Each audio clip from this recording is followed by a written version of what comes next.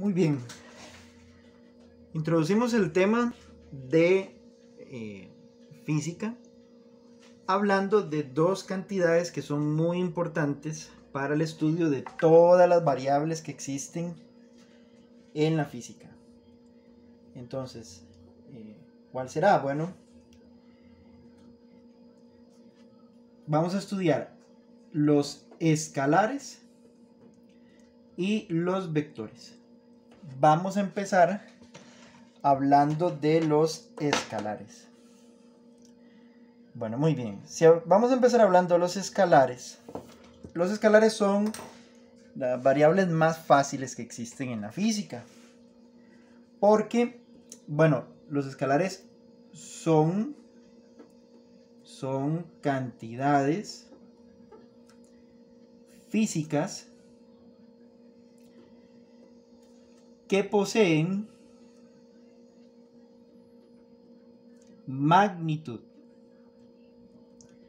Entonces, la magnitud está definida como aquella cantidad que tiene, magnitud, tiene un número real, y una unidad. Entonces, un escalar, por ejemplo, es la masa. La masa es un escalar, porque yo puedo decir, bueno, tiene 100 kilogramos de masa. Entonces los 100 kilogramos es simplemente pues, la masa que tiene el objeto.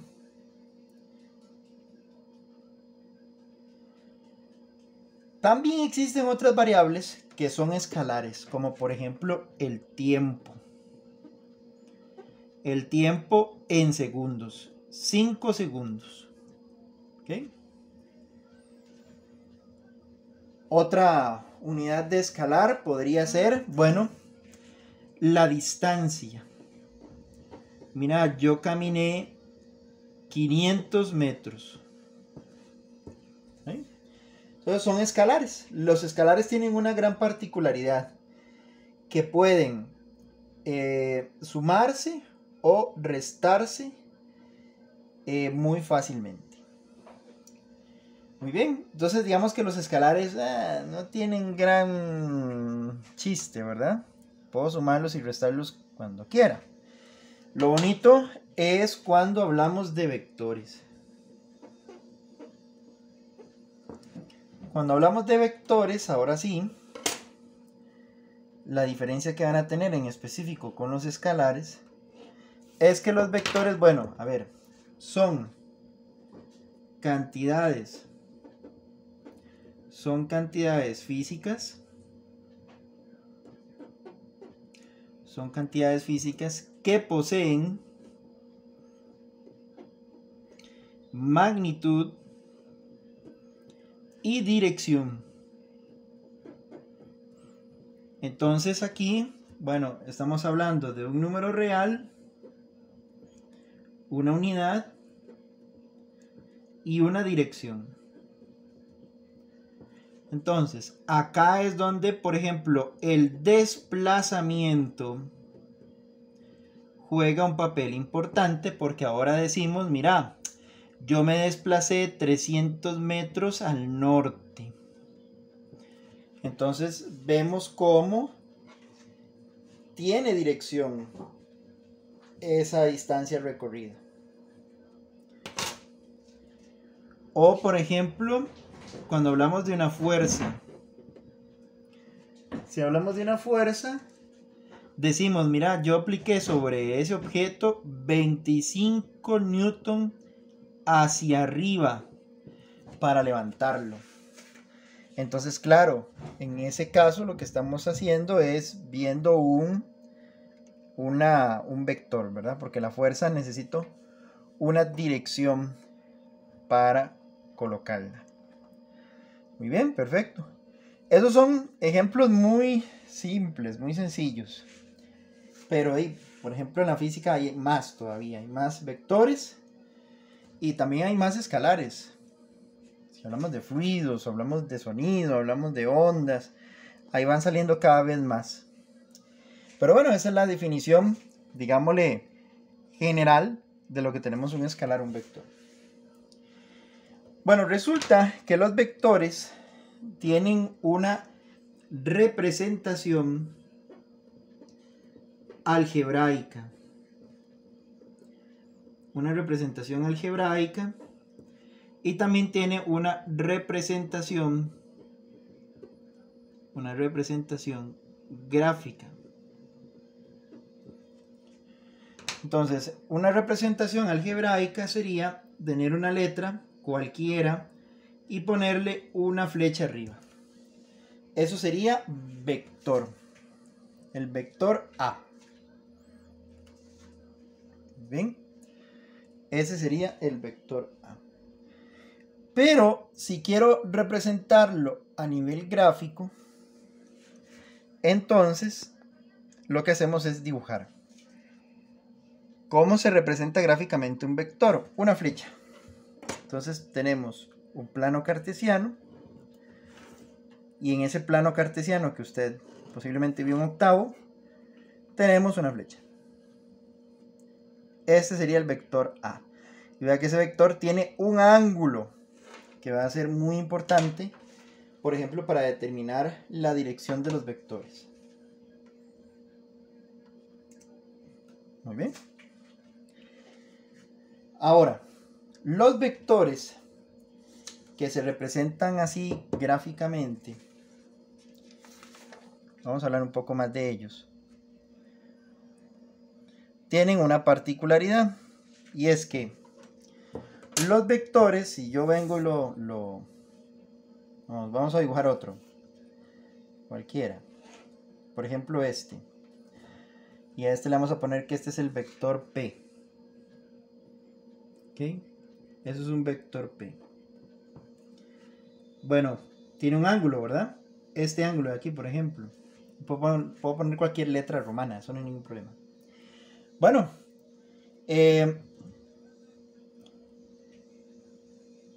resulta que el largo de esta flecha, el largo de la flecha, es lo que llamamos magnitud. La magnitud del vector. ¿Okay? El tamaño, la elongación que tiene esa flecha. Y para representarlo sería de esta forma. Es la misma letra P, pero metido entre dos barras. ¿Ve? A esto se le llama la magnitud del vector P. ¿Ve?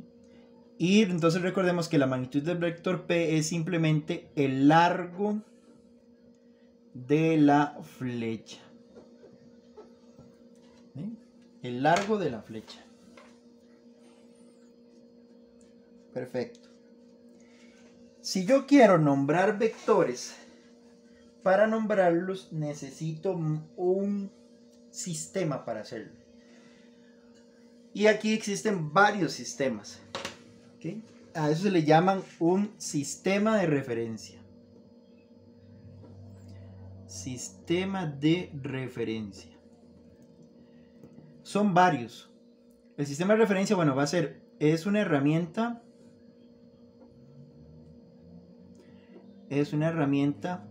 para ubicarse en el espacio.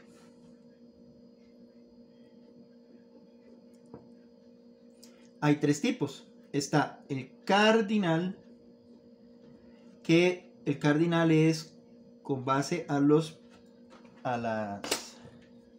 direcciones, al arroz a los vientos, digamos, norte, sur, este y oeste, por ejemplo. Está el cartesiano, que el cartesiano se divide en x más, x menos, y menos y y más, como está en el plano cartesiano, ¿verdad? Así sería. Y de último está el normal. El normal son vectores que nacen en el eje X, pero nacen aquí, en 0. Ahí estaría 0 grados. ¿Eh? Y entonces, un ángulo normal sería aquel que nace de aquí y cuenta usted a partir de acá. ¿Ven? Son diferentes sistemas de referencia para ubicarse en el espacio. Para eso sirve. Entonces, por ejemplo, vamos a ponernos un ejemplo. Digamos que tengo aquí un vector A. Y ese vector A es 20 metros. Y le digo a usted noreste. Y quiero que me lo dibuje. Bueno. Si es de dibujarlo, sería poner el marco de referencia. El vector A, ok, noreste. Aquí está el norte, aquí está el este. El noreste sería exactamente la mitad. Y yo sé que entre el norte y el este hay 90 grados de distancia, ¿verdad? Por lo tanto, este ángulo que formaría aquí sería 45 grados, ¿lo ven? Y listo. Así es como se dibujaría el vector A, en este caso. Vector A. Y la magnitud de A, que es el largo de la flecha, sería 20 metros. ¿Por qué así? ¿Por qué, digamos, lo estoy enseñando de esta forma? Porque cuando veamos leyes de Newton y veamos fuerzas, hay que sumar fuerzas. Y las fuerzas que se le aplican a un objeto no necesariamente tienen que estar horizontales o verticales. Pueden estar inclinadas. ¿Ven? Pueden estar inclinadas. ¿Ven? O bueno, si queremos utilizar los otros, vamos a aprender a ver cómo se visualizan. Por ejemplo, 25 metros. Y que yo venga y le digo, mire, vea. Aquí está. Vengo y le digo, mira, X menos 60 grados hacia Y menos. Y ojo cómo se lee, ¿verdad? Por aquello que en algún momento lo vea así. Es simplemente para ubicarse. Nada más estamos aprendiendo a ubicarnos. No estamos haciendo ninguna operación. Es simplemente para que tengan una noción de que, ok, desde el X menos, desde aquí, abro 60 hacia el Y menos. Así se lee, ¿ve? Desde X menos, abro 60 en busca del Y menos. Entonces ve, 60 sería este ángulo que está aquí. ¿Vio? Es la forma en que yo me ubico en el espacio nada más. Entonces aquí la magnitud de B sería 25 metros. Esa sería la forma en que yo puedo ubicar ese vector en el espacio nada más.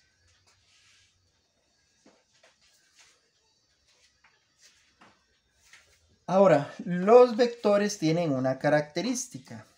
Ellos tienen algo que se llama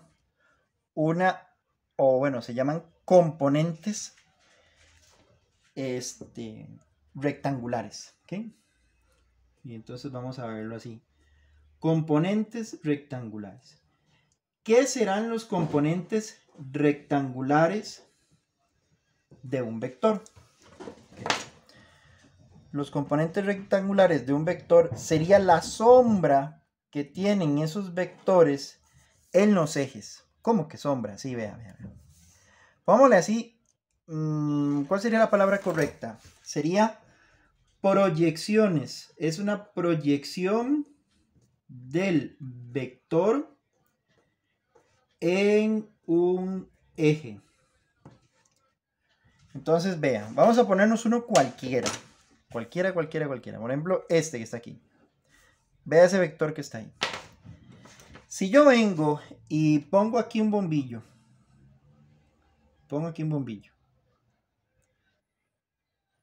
Y ese bombillo ilumina el vector. Él le va a hacer una sombra de este lado. ¿Sí?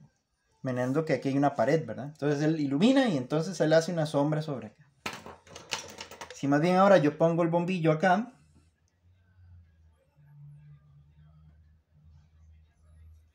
Ahora la sombra viene de este lado. ¿Sí? Ahí estaría la sombra. ¿Sí? Esas son las componentes rectangulares de este vector. La morada y la rosada. Si llamamos a este vector, por ejemplo, vector A, esta sería la componente en X y esta sería la componente en Y, porque sabemos que este es el eje X y este es el eje Y.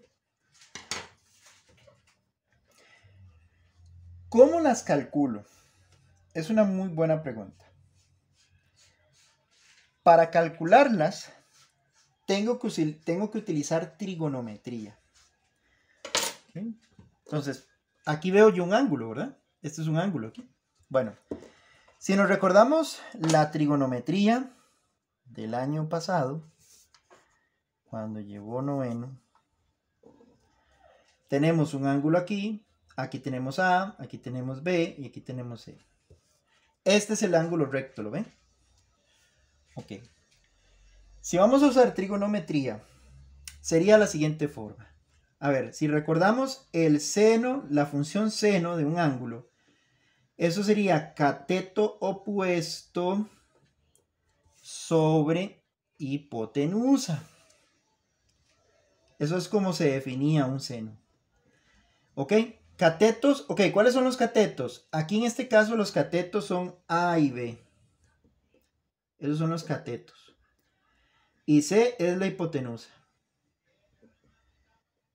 ¿Por qué A y B son los catetos? Porque los catetos son los que forman el triángulo, o bueno, el ángulo recto, perdón. Son los que forman el ángulo recto. Entonces, por eso es que los catetos son A y B.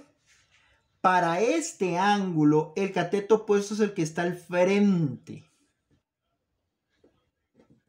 B sobre C.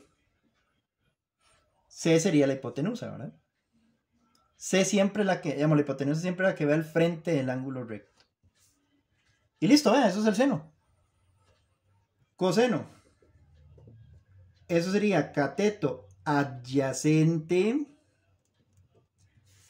sobre hipotenusa.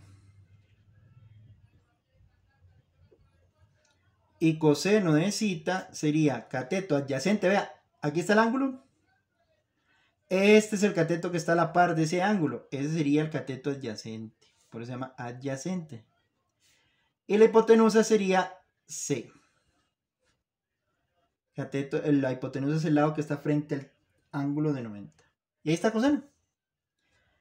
Y la última, tangente, que sería cateto opuesto sobre cateto adyacente. Y entonces aquí vamos a tener, a ver, ¿cuál sería el cateto opuesto? B. ¿Cuál es el cateto adyacente? A. Esas serían las tres funciones trigonométricas que tal vez en algún momento usted se lo aprendió como SOHCAHTOA. Seno opuesto sobre hipotenusa, coseno adyacente sobre hipotenusa, tangente opuesto sobre adyacente. Ese es el famoso SOHCAHTOA. Muy bien. Entonces, aquí, para calcular las componentes rectangulares, sería, este es el cateto adyacente, ¿lo ven? Ok, cuando es el cateto adyacente el que yo quiero calcular, cateto adyacente sería usar coseno.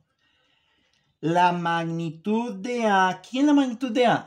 La hipotenusa. Esa es la magnitud de A. Todo este largo, ¿se acuerda? La magnitud es el largo de la flecha. Por el coseno del ángulo. Profe, ¿de dónde salió eso? De aquí, vea. Adyacente sobre hipotenusa. Solo que despejé el cateto adyacente. Mandé esta hipotenusa a multiplicar. Véalo aquí. Hipotenusa por coseno del ángulo. Eso sería la componente en X de este vector A.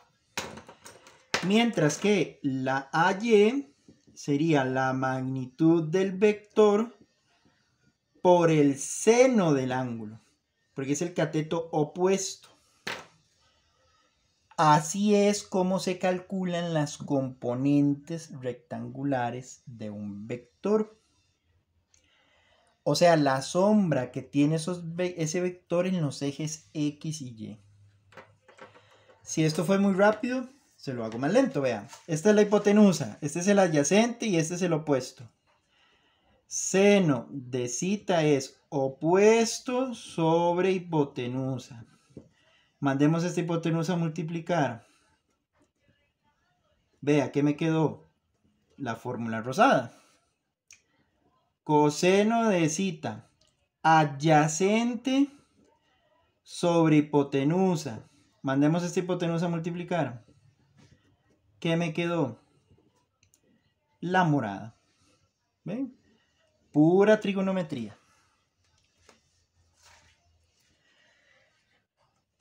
Y para cerrar esta breve introducción de los vectores, hay una fórmula que relaciona la magnitud, la componente en X y la componente en Y. ¿Cómo se llama? Pitágoras. La magnitud del vector sería la raíz de el cateto al cuadrado más el cateto al cuadrado. Si es que usted por de casualidad que lo va a tener, ok, lo va a usar, es que si usted tiene las componentes rectangulares y quiere encontrar la hipotenusa. Muy bien. Perfecto. Ahora sí, la idea es ver cómo esto funciona. Y lo vamos a aplicar en diferentes ejercicios. Pero esta es la base matemática de lo que es las componentes de un vector, cómo se representa un vector y cómo calcular variables en el vector. Muy bien.